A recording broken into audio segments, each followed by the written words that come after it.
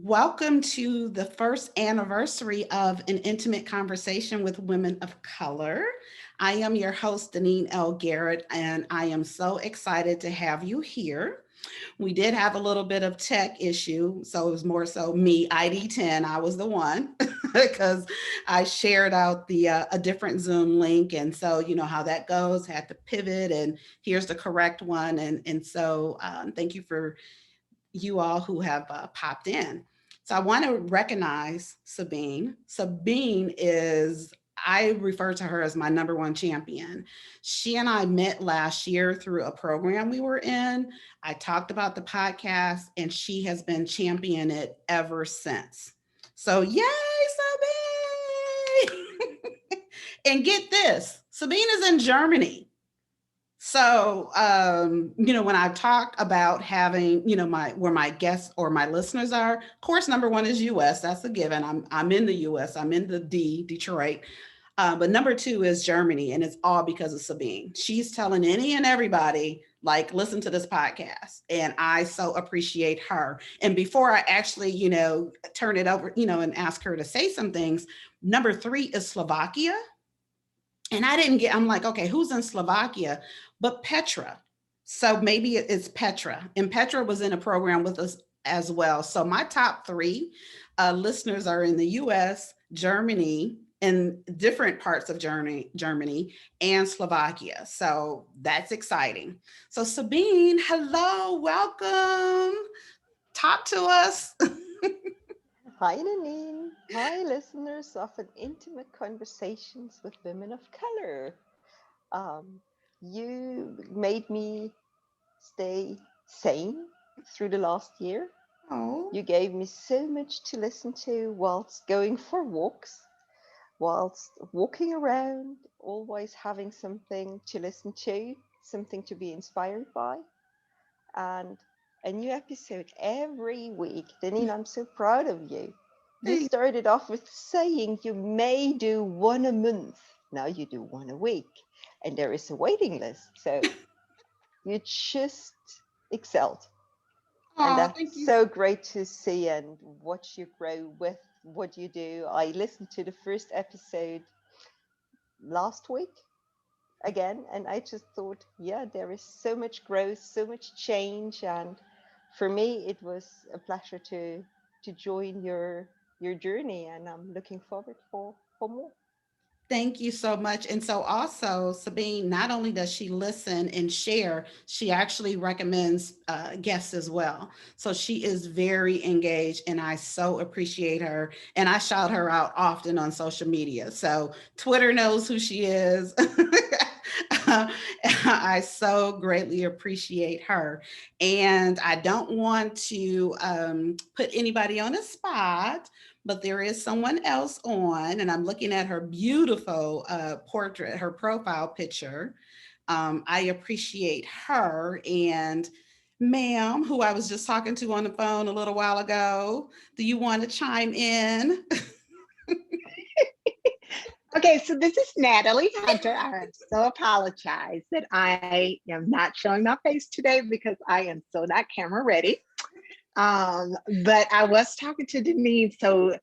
So I work with Deneen. Deneen is awesome, and she has been so inspiring. So what I will say about Deneen is she came to our team. She started talking about this podcast. I'm like, what is she talking about? What is she doing? Is this related to work? Well, what is going on? Anywho, I started listening to the podcast and I was like, oh my gosh, okay, that's some great information. So not only is she a great co-worker, but she is just you know, she has just inspired me in the work that I do at work as well as personally.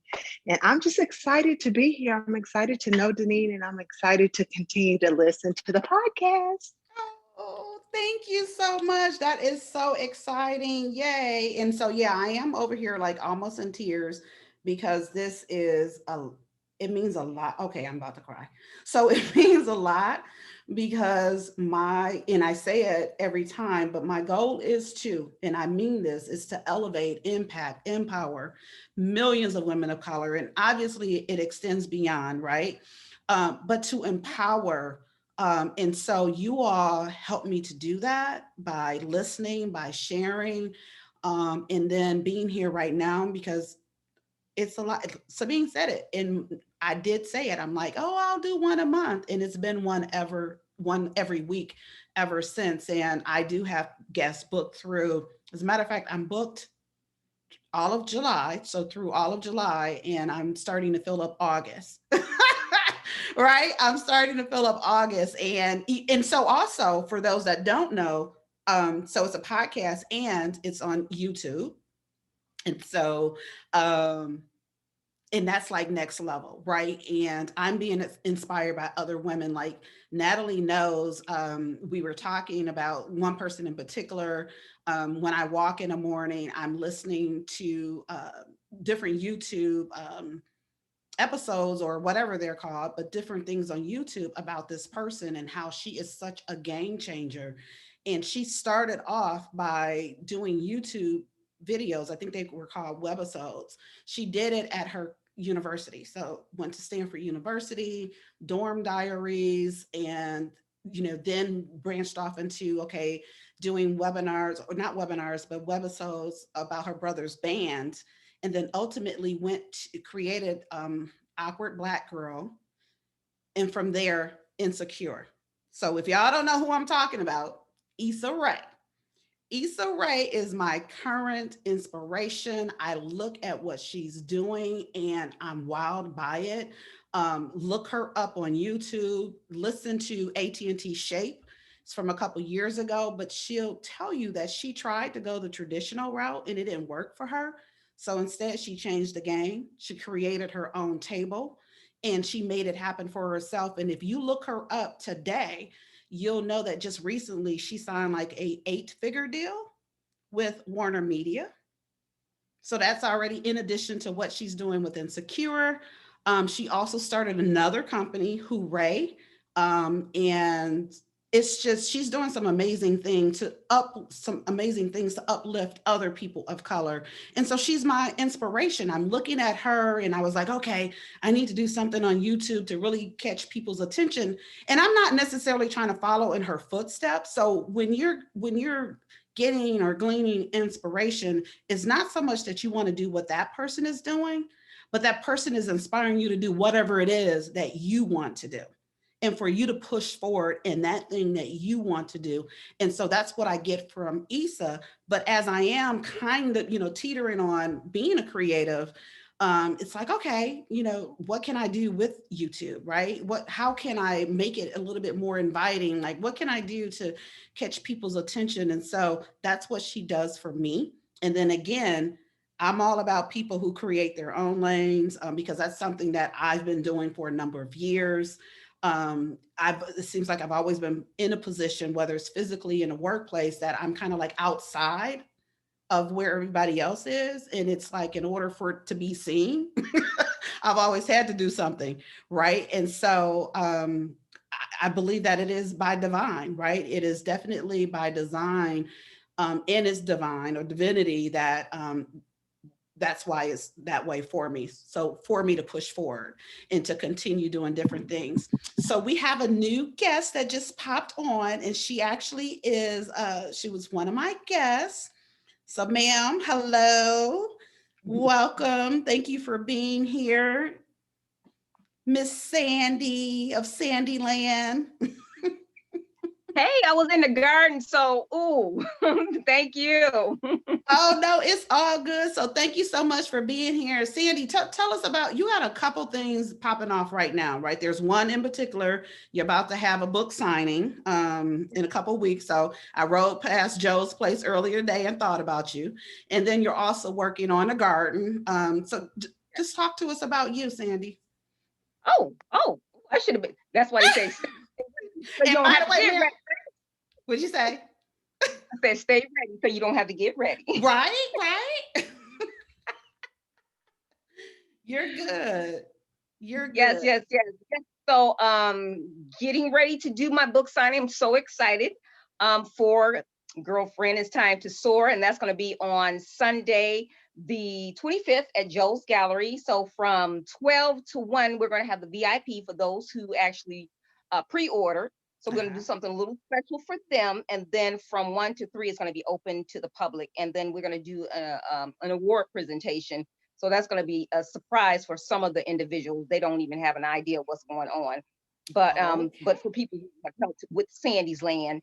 And then, of course, study pushing forward for getting more donations for the Butterfly Garden and Black Dowell Museum to purchase at least 20 to 25 vacant lots to establish that in the city of Detroit in District 1. So yes, I'm excited about that. Yeah, and I'm excited about everything you're doing as well. So for those of you that know, my word for this year is soar. So of course, when I saw Sandy's book, I'm like, yeah, absolutely. So Sandy, I will be on, I don't know, you get on that list. I know you already have the books, but I need to get into that VIP some kind of, way, like I'm getting my book, I got you, and money on a plot or whatever, I got you, girl, because I love butterflies. I love the garden that you have at your home, and just everything that you're doing. You're doing some amazing stuff, and you've done some amazing stuff for a number of years. Also, to shout out Sandy. So make sure you all go and look for the episode with Sandra Epps. But also Sandy is the founder, creator, all of that of the largest Dowell show. Yes. So tell us about that, Sandy. Yes, so the Detroit Dowell Show, I established it in 2011, and it was kind of by way of me wanting to do something for the girls in the community, and I had written a couple of children's books, but I wanted to do a little bit more because of my niece, number one, who is biracial and the problem she was having. So I said, let me try this out. And I had hosted one at the Kirby Center. However, we outgrew that first year. It was supposed to have been a one-time event. That was the thing. It was just, okay, a couple of Dowell artists come. And then I had people from Chicago and New York. They came, which was kind of like, oh, okay. I didn't know how serious Dowell collectors were.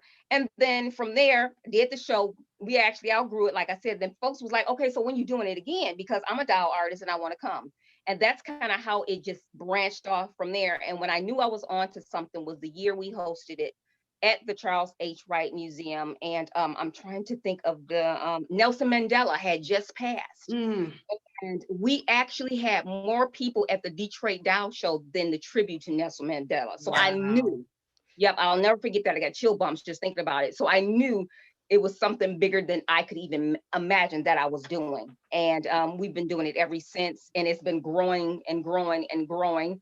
And when we hosted it in 2019, we actually had 43 vendors. And that was like the most we had. But we have people from all over the world who come and bring their children. And we have dowel makers from all over the world. And we celebrate history, culture, self-love, and diversity with the promotion of Black dowels. Yeah, and I think I was there in either 2013, 2014, and it was absolutely amazing. I really enjoyed that, and then the different vendors. And I'm gonna pop up and go get my one of the items that I bought from there.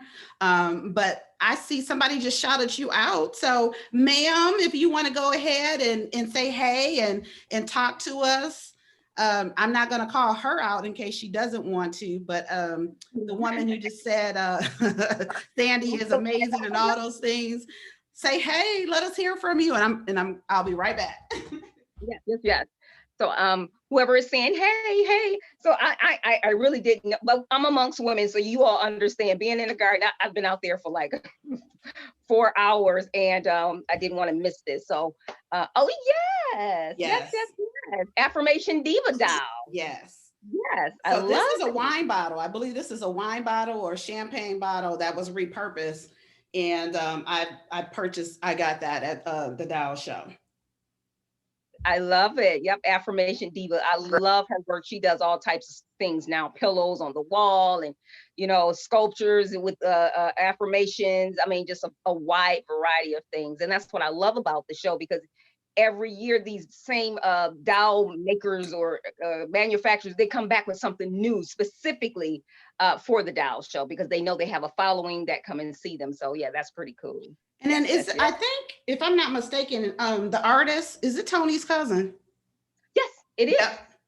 Okay. Yep. So Yeah. Tony is a friend of ours. Tony is also a past guest. So Tony was on the show. I was on her show. Tony connected me with Sandy, and yeah.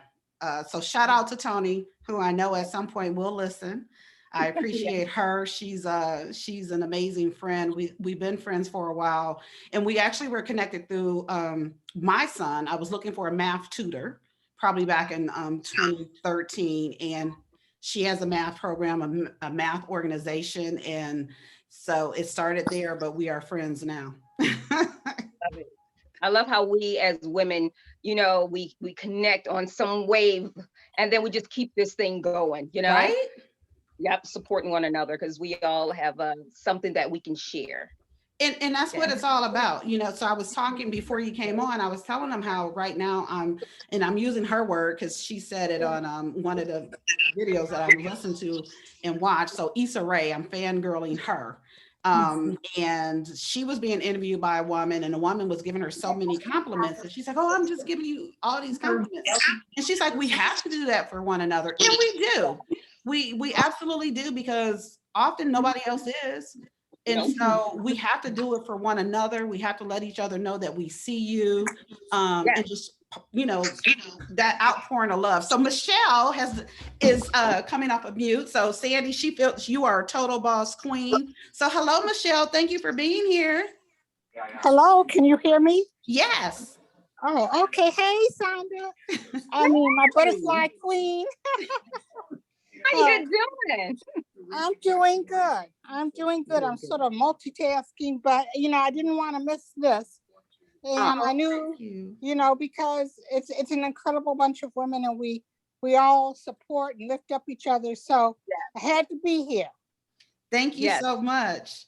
And so now I know who it is, because it just shows Michelle E. So that's Michelle E. Brown. She is also another past guest. But in addition, she and I are both contributors to a book that just came out, Upward. So we did the authors, we had Authors Day, I think it was March 8th, so International Women's Day. And That's so, yeah, we were contributors in that. And so now I can say, and I don't know if Michelle was already, but now I can say I'm a published author as a result of that book. And, you know, and we're talking about the sisterhood, because that's what we have. We have a sisterhood.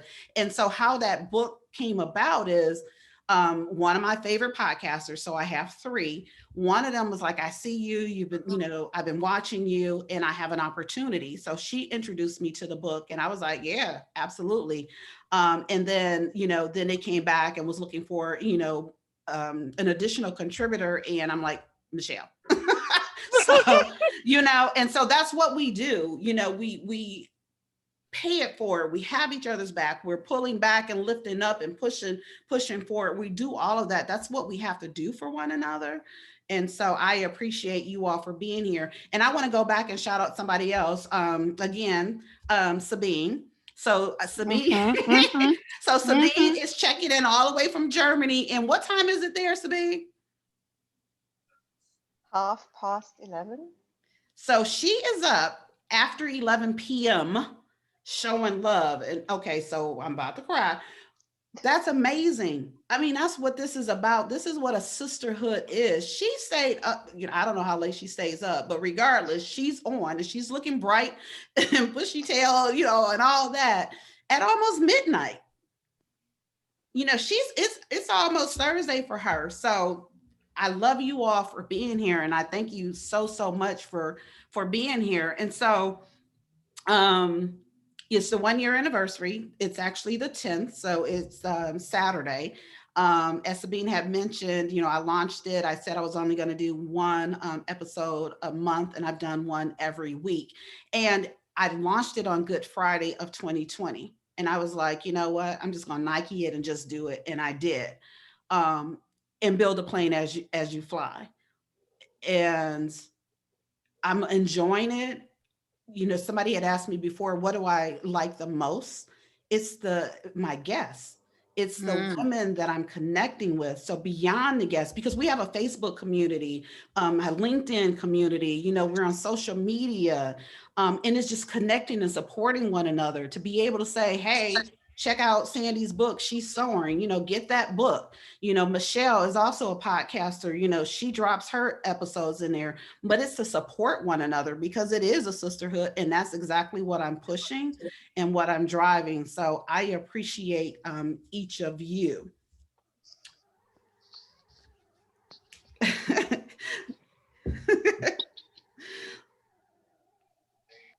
So just taking a little pause to see if anybody wants to jump in and say anything. And a reminder that this is a podcast as well as it's on YouTube. So for those who don't, they hear us referring to what we're looking at. That's why, and that's how we're on Zoom, and we're looking at one another and just supporting one another. Well, Janine, this is Michelle. One of the things that I'll say is, people have asked what gets you through the pandemic. I think that talking to the different people, particularly the women, it reminds you how resilient we are, how strong we are, how we lift each other up. And, I have not heard any of the women go like, oh God, this is just horrible. It's like a reset, and they're just like ready to go. And I think that that's the best thing that has come from this, talking to these amazing women from everywhere. Oh, I absolutely agree. I think it was the beginning of the year, and I was looking for either my first guest of the year or the second had like, oh, sorry, I'm not able to do the podcast. So I had to find somebody. And a woman, Coach Kimmy, she had reached out to me on Instagram. I think we had gotten connected in Clubhouse. So she reached out to me on Instagram. Then I'm like, are you available? So she actually became my very first international guest because she's located in the UK.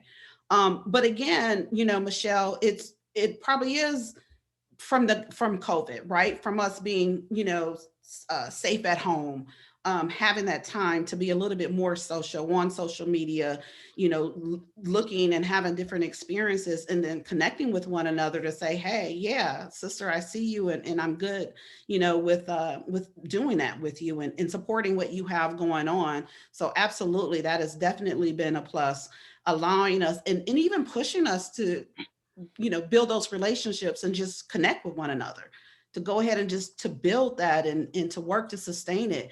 Before, when we were able to be out and about, probably didn't put as much time and energy and effort into it that we are now. So that is definitely a plus. So I'm going to ask the question. So again, it's a question that Sandra has been asked. Michelle has been asked because they've been guests, but I'm going to ask it to everybody, and you can go ahead and answer. But why is it important for women of color to have a platform to use our voices?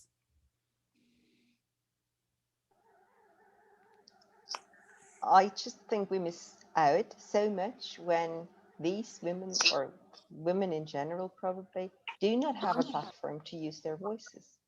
And it's so important to have a very diverse picture of the world, because it gives a very different shift, and it enables us hopefully really to have a much fairer and equal society going forward. And that's why it's so important. Thank you. Thank you for that, Sabine. Anybody else? Michelle? Yes. Yeah, I think that also because we have been stigmatized. People want to put us in boxes. People want to define us. And we know that we're doing it. Every time there's an election, they go, Black women did it. But the rest of the year, it's sort of like, well, they're that angry Black woman, or we're not that, do that. And it's important that, we show that, yes, we are all that. And we've been holding it together despite all these things that should have broke us, and we weren't. And we're still here, and we're building for the future. And you can't do it without women of color. Just can't. No. And you know what? And what we do it for others. You know what I'm saying? Everybody benefits off of what we do, and that whole box thing, so absolutely true. Put us in boxes. I have to tell you, this is very, very small. This is a very, seemingly insignificant thing, but it's a huge thing. So of course, Black History Month. What do you see? We're plastered everywhere. You see Mhm. Black folks left and right. Then March, Women's History Month. Typically, they forget about us. Mhm. And I forget who it was. It was someone who, for Women's History Month, they did have a woman of color, a Black woman, on a cover of whatever it was. It might have been a webinar, whatever the communication was, it was a woman of color. And that just did so much for me. I Mhm. mean, that meant a lot. It was like, thank you for not putting us back in that box, because now February is over. Thank you Mhm. for seeing that we're women as well, right? And continuing to uplift us. So again, it's something, that probably to most people is insignificant, but it's huge. It is Mhm. absolutely huge. Yeah, it sure is. All right. Anyone else want to chime in on that one? Yeah, and Michelle was like, "Oh yeah, I'm ready for this. I'm about to come. I'm about to come on camera, so I can go ahead and answer this, because Mhm. this is important." Okay, so how are you using your voice for women of color? Who wants to jump in on this? I'm sharing your podcast at every opportunity there is. I talk to everyone I find. Um, I'm sharing it a lot with also male colleagues, especially male Oh, colleagues, I love it. because I think men as allies, I think, is an important topic. Yes. And especially in this part of the world, we're losing out a lot on that. And there is a lot to do and a lot to learn. And I hope that I can give them a different viewpoint, give them something to think about, and hopefully start a process in their minds that triggers some change and that helps that the world becomes a better place for those that follow. And they need people like you, Deneen, that Oh, stand up and speak up and are a loud voice, and that are not tuned down, to come back to one of the things from last week's episode or this week's right. episode. Yes, that was a great one. So turn up the volume. Yes, Cassandra talked about, how, we're putting situations, things happen to us as children, and we quiet our voices. Mhm. And so the work she's doing is to encourage women to turn up the volume. So thank you. So yes, she listens. She listens. She definitely listens. She could talk to you about it. And again, she's in Germany. So I just want to, remind everybody that Sabine is in Germany.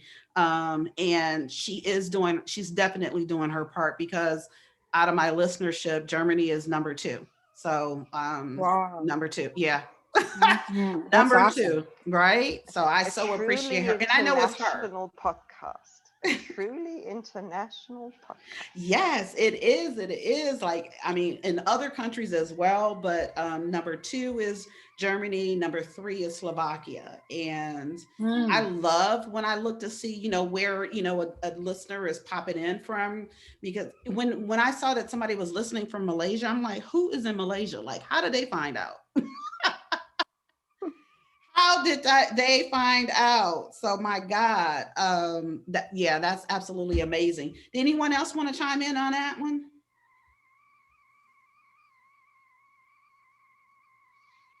All right, so how about, what do you tell women who haven't yet recognized the power of their voices? And so for me, when I say voice, it could be speaking, it could be creatively, it could be dance. What would you tell a woman who hasn't yet uh, recognized the power of their voice?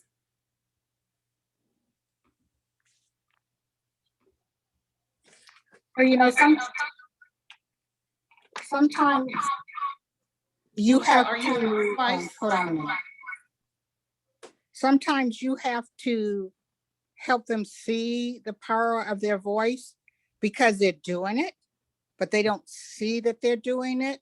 And sometimes you have to point it out to them how they're making a difference in their community, in their family, in those men they interact with little boys who are watching them. So sometimes you just have to like say, sis, look at you, Mm. look at you. And they'll go like, oh, I'm not, yes, you are, look at you. You know, you're juggling all of this, you know, you're bad, you're awesome. And you have to do that, you know? Yeah, we do. You're spot on there. We absolutely have to. And I even say, and even for myself, celebrate those small wins, right? Those things that appear to be small. Celebrate those because it tells the universe that you are appreciative, you are grateful, and then that you can handle it, and therefore you will get even more. So I definitely am like, oh, like, okay, for me, the last few weeks, I started back walking. So at first it was, let me get through 5,000 steps a day. Right, just a day. Mhm. And then it went up, okay, let me get through 7, and now it's 12. So 10 and then 12. But those are small incremental, right? Like it's not a big deal to somebody else. Like Sabine, she walks already, so that's probably nothing to her.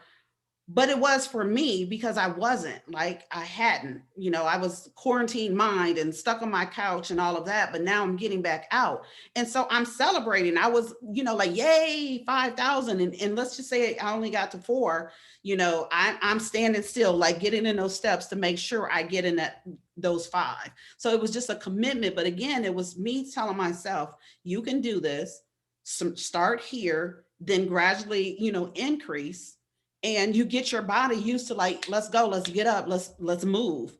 And but it's about celebrating those things that appear to be small. So absolutely, Michelle, anything that we're doing, sis, I see you, I got you, you're doing some amazing things. So I want to say this. I did schedule this for until 5:40. It is 5:40, and I did that because Zoom only gave 40 minutes.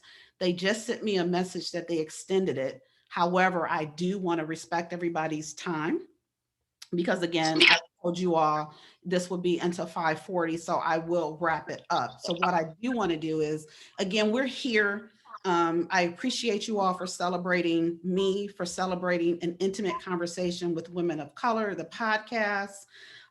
It is a year on Saturday. I'm so amazed by it because it was something that I said I wanted to do probably a year before I even did it.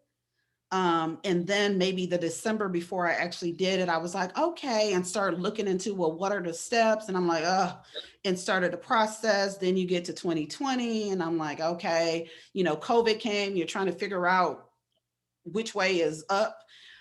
And then got back to, what, I'm going to do it. And I will say that for me, the Thursday before launching, I talked to my coach. We were talking about it. He said to me that, Denise, you and I can say the same thing to the same people, but they would only hear it from you. You would resonate with them versus me. So people want to hear what you have to say. After talking to him, and shout out to Napoleon Harrington, and that's another connection from Tony. So Tony, shout her out again. And then I started reading Brene Brown's book, Daring Greatly. And the very first chapter, she was talking about being vulnerable. And I'm like, that's what it is. It was a fear of being vulnerable. I felt that I needed to have it look in a certain way. I needed, to have all the posh and the this and the that before I launched. And then I'm like, no, I don't. Go ahead and just do it. Right? Just do it. And then again, grow from there. And what I recognize about myself is that's my journey. If I had everything, looking posh, looking like I spent thousands of dollars, what is the lesson in that? How do I encourage somebody in that way? Right? As opposed to the way, which is my path, which is to gradually do it and to grow. And then for you to see it and for me to be able to say, this is where I was. 3 months later, I was here. A year later, I'm here. That's a testimony. That's something to share with somebody, for somebody to look at and say, okay, I can do that. starting small, celebrating the small wins, and then getting there. So that's my path. My path is for me to, do things, to be, put in a position to whereas I have no choice. The choice is either do it or not. And I'm not a person who chooses the not. I'm a person who chooses, yeah, let's get this done. So anyway, I thank you all, but before we go ahead and just wrap, let's see what final words, and I'll start just going in order of what I see camera. So Sabine, final words. Thank you, Deneen, and continue that great work. Thank Just you. continue. Michelle. Well, thank you, Janine, for providing this platform. And I look forward to being with you for your second, third, fourth, fifth, however many years you want to do it. Oh, Sandy. Oh, ditto what Michelle said, and I'm looking forward to reading your book, because you Oh. are now an author. So I'm excited about what God has planned for you and all the blessings that you are continuing to bestow on women. And there's much, much, much more in store for you to come. And I believe that God has anointed you to do great things, and you've already started. And I appreciate you. Oh, thank you, Natalie. Yep, I just wanted to say thank you for just using your voice because it's brought so much inspiration to me. You were talking about the power of your voice. I think sometimes as women, we shy away from speaking our minds because it may seem, too much.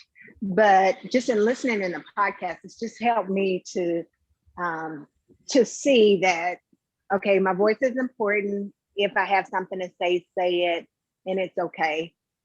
If it's said in a way that's pretty much said in love. So I just thank you for including me in the conversation, introducing me to the conversation, and I look forward to hearing more and more about intimate conversations with women of color. Well, thank you so much. And again, thank you all. I appreciate you for sharing this time with me. You are amazing. You are wonderful. We're a sisterhood. We will continue to support each other, and enjoy the rest of your evening. Hey, bye-bye. Bye. Bye. Thank you. Thank Bye. you.